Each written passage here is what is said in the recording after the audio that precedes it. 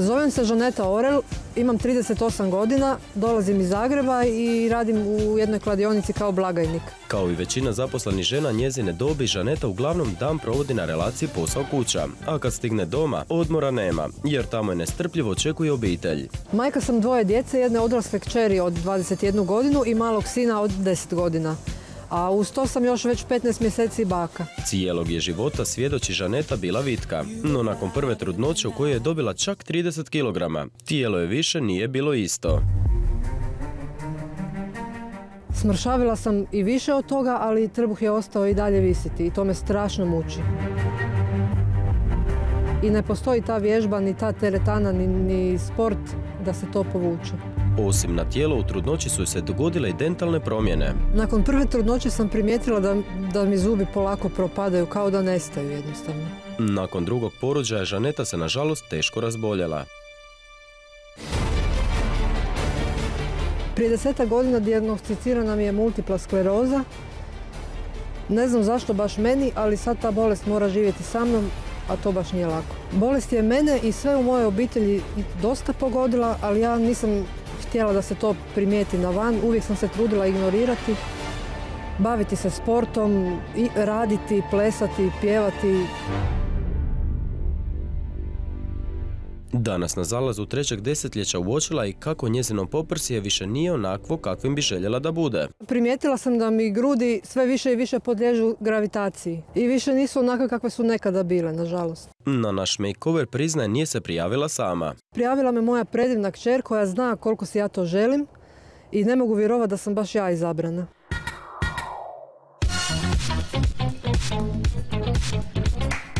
Nismo gubili vrijeme. Žanetu smo odveli na konzultacije k estetskom kirurgu.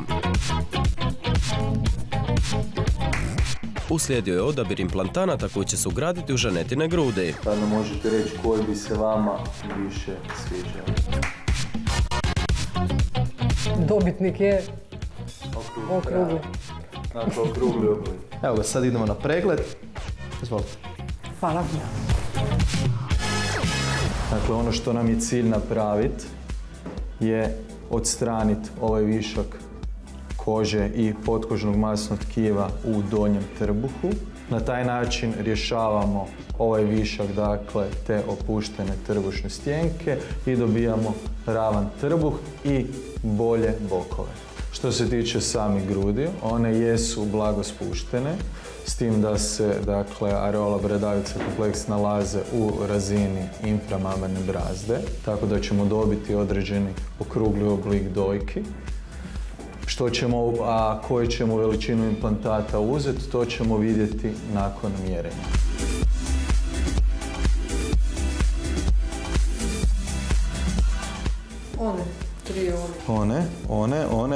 One dva para prije koji su mogu biti jedni i drugi. Dobro.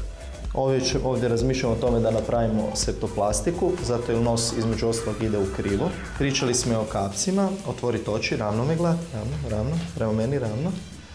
Gledat ćemo da više otvorimo oči, da damo jedan mladenački izgled.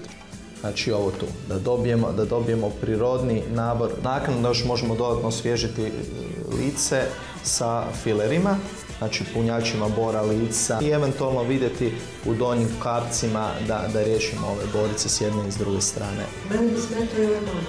Dobro, možemo i to riješiti u sklopu operacije. Vidimo se za tjedan. Vidimo se. Doviđenja. A već idućeg petka Žaneta će pod nož. Stoga ne propustite pogledati kako su protekle operacije, te kako se na posljedku osjeća junakinja naše priče.